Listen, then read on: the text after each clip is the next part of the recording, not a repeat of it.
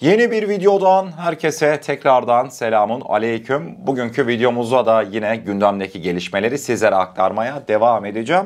Kıymetli dostlar, bugün ilk olarak dün gece saatlerinde İsrail ordusunun uluslararası sularda yasa dışı bir şekilde yardım gemisi Medlin'e yönelik yapmış olduğu operasyonun detaylarına ve son gelişmelere hep birlikte göz atacağız. Bilineceği üzere kıymetli dostlar, Medlin adlı tekne 1 Haziran 2025'te İtalya'nın Sicilya limanından yola çıkmıştı. Amaç Gazze'ye insani yardımları ulaştırmak ve ablukayı delmekti. Gemide farklı ülkelerden gelen 12 aktivist bulunmakta. Türkiye'den Yasemin Acar ve Şuayb Ordu, İngiltere'den, Fransa'dan, İspanya'dan ve İrlanda'dan temsilciler de yer almakta gemide. Diyebilirsiniz, bu girişimi kim düzenliyordu? Girişimi düzenleyenler Özgürlük Filosu Koalisyonu adlı bir dernekti. Zaten gemi İtalya'dan yola çıktığı 1 Haziran tarihinden itibaren sürekli gündemdeydi, takip ediliyordu. Dün gece saatlerinde yine bileceğiniz üzere İsrail ordusu kendisine yakışanı yaptı ve uluslararası sularda sadece Gazze'deki birazcık ablukayı yıkmak, farkındalığı artırmak ve oraya yardım ulaşmak için tamamıyla aktivistlerden oluşan silahsız sivil vatandaşlar bunlara bir operasyon gerçekleştirdi. Medlin gemisinin Gazze açıklarına yaklaşmasıyla İsrail donanması alarma geçti gece saatlerinde. İsrail savaş gemileri gemiyi uluslararası sularda kuşattı. Müdahale öncesi gemiyle olan iletişim de tamamen kesilmişti. Zaten ben de gece saatlerinde gemiyi takip ederken müdahale edildiğini, açıkçası gemiyle olan iletişimin kesilmesinden anlamıştım. Akabinde aktivistlerin açıklamasına göre İsrail yasa dışı bir şekilde geminin hemen böyle güvertesine kimyasal beyaz maddeler atmıştı. Ve bu kimyasal maddelerden dolayı gözlerinin yaşardığını, göz yaşartıcı sprey benzeri bir etkisinin oluştuğunu belirtmekteydi aktivistler. Gecenin ilerleyen dakikalarında da İsrail askerler yasa dışı bir şekilde uluslararası sular içerisindeyken gemiye yasa dışı bir şekilde iniş gerçekleştirdi. Gemide bulunan 12 aktivist tamamıyla İsrail askerlerinin yasa dışı operasyonuyla gözaltına alınmıştı. Tabii kıymetli dostlar, sosyal medyada şimdi İsrail ordusunun bir tane X hesabı var. Oraya bakarsanız her şey güllük güneşlik. Onu belirteyim yani. İşte neymiş? Ekmekle su verdik. Moralleri yerinde. İsrail kanadına baktığımızda onlara şey izleteceklermiş gemideki aktivistlere. 7 Ekim sözde işte Hamas'ın bunlara saldırısı var ya. O saldırıda masum İsrailliler nasıl ölmüş? İşte yardım etmeye geldiğiniz Gazze'liler, Filistinliler böyle bir halk. Bunlar yardıma değmez diye yalan yanlış bir propaganda videosu izleteceklermiş. Hani dedim ya, Medlin gemisinin içerisinde 2 tane Türk vatandaşı bulunuyordu diye. Zaten Türk vatandaşlarının sosyal medyada yapmış olduğu paylaşımlara baktığımda özellikle de Şuayb'ın yapmış olduğu paylaşımlarda büyük ihtimalle diyordu, hakkınızı helal edin. İsrail bizi sırf Türk olduğumuzdan dolayı günah keçisi ilan edecek ve belki gemideki başka milletten, başka ülkelerden vatandaşlara bir şey olmaz ama bizi günah keçisi ilan edip İsrail bize her türlü şiddeti, her türlü işkenceyi yapabilir diye videolar paylaşmıştı. Devamında tabii Türk Dışişleri Bakanlığımızdan da çok sert tepkiler geldi. Uluslararası sularda bu yasa dışı müdahale asla kabul edilemez diyordu Türk Dışişleri Bakanlığı. Ayrıca Türkiye dışında bu yaşanan gelişmelere çok sert tepki gösteren ülkelerden bir tanesi de tahmin etmişsinizdir, İspanya. İspanya'da İsrail Büyükelçisini çağırdı ve nota verdi. Devamında işte Fransa bizzat Macron'un talebiyle özellikle de gözaltında bulunan İsrail'de, yanlış hatırlamıyorsam Givon hapishanesine almışlar. Orada gözaltında bulunan Fransız vatandaşlarının derhal serbest bırakılması gerektiğini vurgulamış. Yine İsrailli makamlara onların da nota verdiği söylenmekte. Diyebilirsiniz, Kaan, bundan sonra ne olacak? Bu Medlin gemisinin akıbeti ne olur? Türk vatandaşlara veyahut da oradaki 13 aktiviste bir şey olur mu diyecek olursanız, kıymetli dostlar, bu yaşanan eylem Mavi Marmara olayından sonraki en çok konuşulan eylem olarak dün sosyal medyada gündem birdeydi. Yani şunu belirteyim, Mavi Marmara gemisi gibi İsrail askerlerinin şiddetli bir müdahalesi söz konusu olmadı, zaten olamazdı. Bunun sebebi ise özellikle şimdi mesela İsveçli falan bir tane sarı kız var ya, ismini unuttum. Bunlar falan dünyada gerçekten de bakmayın İsveç vatandaşıdır. Acayip etkisi olan kişiler. Yani helal olsun, o kız bile vicdanının sesini dinledi. Tüm baskılara rağmen, tüm tehditlere rağmen mazlum Filistin halkının yanında olmak için böylesine bir eyleme girişti. Zaten İsrailliler sürekli böyle İsveçli Thunberg var ya, o kızın üzerinden gittiler. İşte İsrail Savunma Bakanlığı bir fotoğraf paylaşıyor. İşte Thunberg'in keyfi yerinde. İsrail askerleri ona dostça işte yemek veriyor falan filan. Algıya oynamaya çalıştılar. Çünkü niye? Sadece Mavi Marmara olayında Türk vatandaşları çoğunluktaydı. Ama söz konusu bu sefer Batı. Söz konusu Batı olunca ne yapacak? İsrail gidip de Fransa, Macron hemen açıklamaları yaptı. Salın çabuk bizim vatandaşlarımız dedi. Akabinde İspanya, İsveç etkisi büyük olan aktivistler bunlar. Bundan dolayı gemide bulunan hiçbir aktivistin ben kılına dahi zarar geleceğini düşünmüyorum. Bu olaylar böyle başlar. Daha sonrasında İsrail uluslararası arenadan gelen baskılara dayanamayıp Gazze'ye, Filistin'e daha fazla yardımın gitmesine engel olamayacaktır. Bu artık zaruri bir olay olacaktır İsrail için. Yoksa niye? Bu vakte kadar İsrail'e destek veren ülkeler, başta Batı ülkeleri, İsrail'e gereken cevabı en az İspanya kadar vermiş olsaydı bu olaylar bu kadar şiddetlenmezdi. Mazlum Gazze halkı bu kadar kahrolmazdı, bu kadar eziyet, acı çekmezdi. Batı ülkelerinde özellikle de bu aktivist eylemlerin karşılığı çok fazla olur. Ben de buradan hepsine teşekkür etmek istiyorum. Bu benim şahsi görüşlerimdir. Gündemdeki gelişmeleri sizlere aktardıktan sonra ikinci konu başlığımızda savunma sanayinde de hiç bayram seyran denmeden çalışmalara devam ediyor. Onu belirteyim. Kıymetli dostlar, dün öğle saatlerinde makine kimya endüstrisinin geçtiğimiz günlerde Piranha diye duyurmuş olduğu KİDA'mız vardı ya, kamikaze insansız deniz aracı.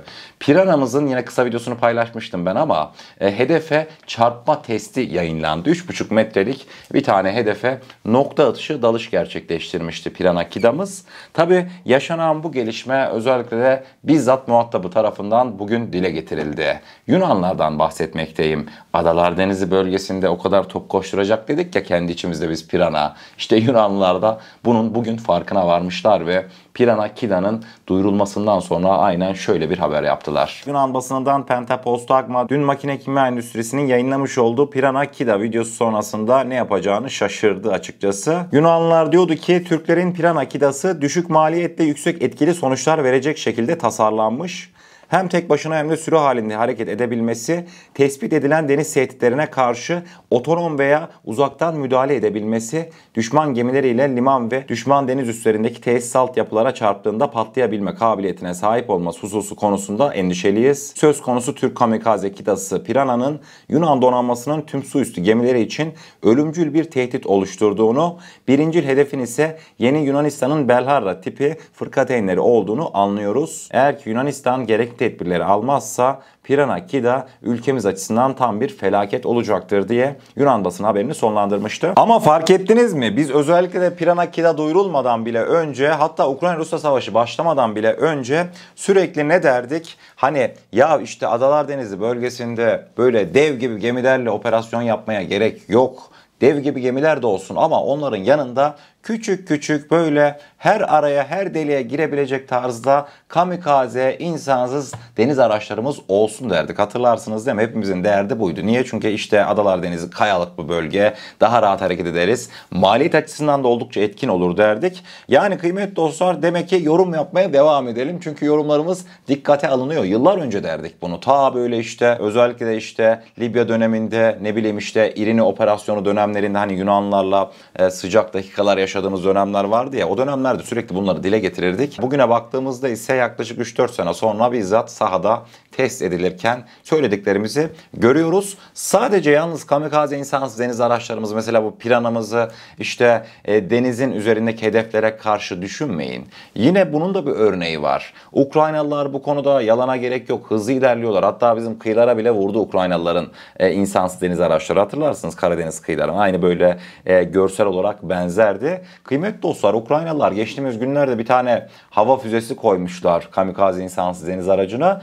Rusların uçağını düşürdüler. Yani örnek veriyorum, biz mesela Piranha'nın üzerine veyahut da Mali'nin üzerine Sungur füzemizi takacağız. Daha sonrasında bir bakmışsınız helikopter işte Piranha'yı etkisiz hale getirmeye mi geliyor? Ne yapacağız? Hemen bir bakacağız, bizim Piranha'mız helikoptere füze ateşlemiş, Sungur füzesini. Yani bunları böyle savunması olarak düşünmeyin. Piranha'mız yine görevini yerine getirir ancak bir tane de hava füzesi koyarız yanına. Bu sefer evet denizin üzerindeki cisimler kolay tespit edilir ama onu tespit etmeye gelecek adam da yani yürek ister. Öyle o işler kolay da olmaz. Yani merak etmeyin, zamanla gelişecek. İnşallah bundan sonraki süreçte de bu kamikaze insansız deniz araçlarımız Yunanistan'ın çok daha çok canını yakacak. Ama asıl Yunanistan'a karşı da geliştirilmiyor bu sistemler. Bizim derdimiz onların ağababalarıyla diyorum ve hemen devamında Tİ Genel Müdürümüz Mahmut Faruk Akşit Gökbey helikopterine değindi. Bu vesileyle Gökbey'in motorundaki son durum ne? Hani Gökbey'i biz yerli motorla uçurduk. Niye dışarıya satamıyoruz? Niye sivil piyasada Gökbey'in satışları başlamadı sorusuna çok güzel cevaplar verdi. Detaylar şu an sizlerle. Tİ Genel Müdürü Profesör Doktor Mahmut Faruk Akşit Gökbey'in motoru olan TS1400 hakkında önemli açıklamalarda bulunmuştu.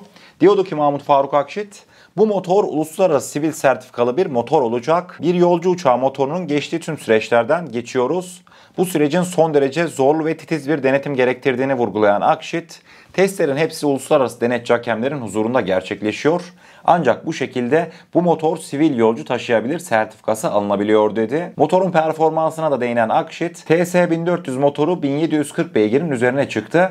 Gökbey helikopterinin ihtiyacı olan sürekli maksimum güç ise 1298 beygir. Yani helikopter için çok rahat bir güç seviyesindeyiz ifadelerini kullandı. Ayrıca motorun uluslararası standartlara göre ömür testlerini başarıyla tamamladığını ve halen çalışır durumda olduğunu da söyledi. Velhasıl kelam Gökbey'in yerli ve milli motoru TS1400 ile birlikte TS1400'ün takılmış olduğu Gökbeylerin yurt dışına sivil amaçla ihracatlarına başlanabilmesi için bu sertifikasyon süreçleri tamamlanmalı. Bu sertifikasyon süreçlerinde de hiçbir sıkıntı yok. Süreç tıkır tıkır işliyor demiş. Yani şaka değil kıymetli dostlar. Türkiye aslında bir yandan da dolaylı olarak yolcu motorunu geliştirmiş oldu kendi imkanlarıyla. Yani evet şu an henüz bir milli yolcu uçağı projemiz bir ara konuşuldu ama şu an bildiğim kadarıyla önceliklerden bir tanesi değil. Aslında Türkiye yolcu taşıyabilecek motorları geliştirmiş oldu Gökbey'in TS1400 motoruyla.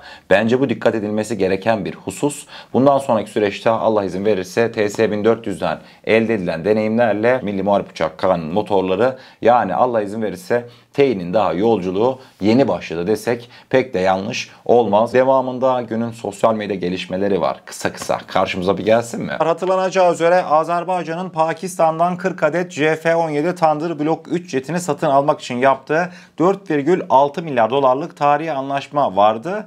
İşte kıymetli dostlar bu tarihi anlaşmanın ardından Ermenistan Hindistan'ın kapısını çaldı. İddialara göre Ermenistan Hindistan'dan Su-30 savaş satın almak için müzakereleri yoğunlaştırmış üst düzey olarak. Sayın Paşinyan akıllı adamsın.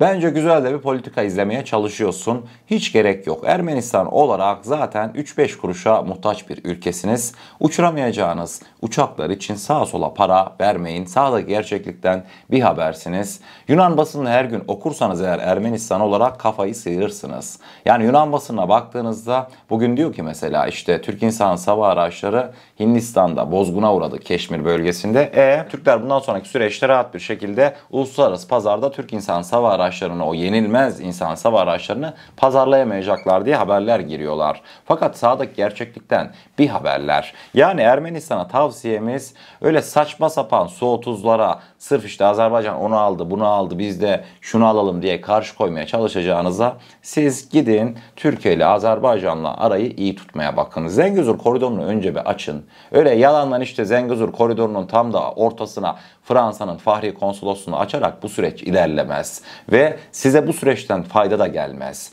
Paşinyan bu durumun farkında olan gerçekten Ermenistan'da akıl bali sayılı kişilerden, onu belirteyim yani. Bu benim şahsi görüşüm. Yoksa saçma sapan Hindistan üretimi Su-30'larla yani Azerbaycan'la baş edebileceğinizi düşünüyorsanız vallahi daha size çok güzel derin uykular diliyorum. Bugünkü videomuzun sonuna gelmiş oluyoruz. Eğer kanalımıza ilk defa gelmekteyseniz kanalımıza abone olarak bizlere destek olabilirsiniz. Videomuzu beğenmişseniz aşağıda bulunan beğen butonuna basarsanız bizleri oldukça mutlu edersiniz. Allah'a emanet olun. Her şey istediğiniz gibi olsun. Sağlıcakla.